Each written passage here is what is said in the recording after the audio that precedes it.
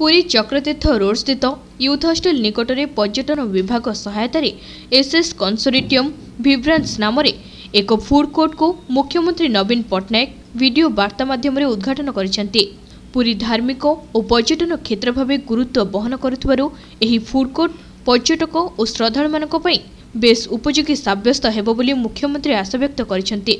एही अवसर में संस्कृति और पर्यटन मंत्री अश्विनी कुमार पात्र, पुरी विधायक जयंत कुमार षडंगी, वरिष्ठ सेवायत Ramakrishna Das Mahapatra, SS consortium MD Subhendushekhar Mahapatra, managing partner Smrutiranjan Parida प्रमुख उपस्थित रहिथिले।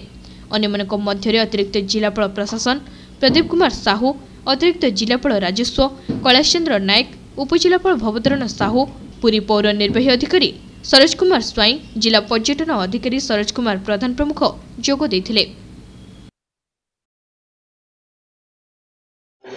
टूरिस्ट संख्या पुरी के बढ़ुंट, टूरिस्ट दिन को दिन बहुत संख्यार बढ़ुंट, खाइबार व्यवस्था नाला।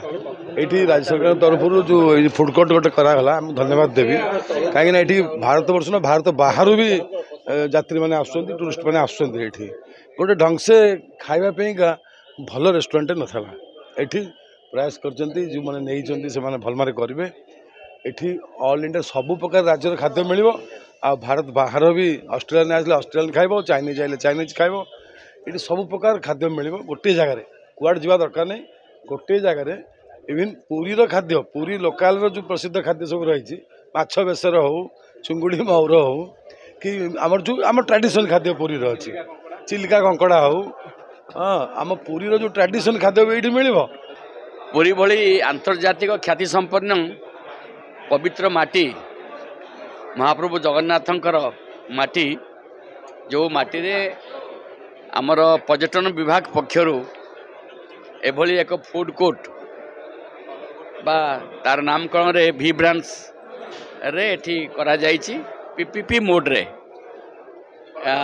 एवं आज तार शुभ उद्घाटन माननीय मुख्यमंत्री श्रीयुत नवीन पट्टनायक द्वारा एठी हेछि।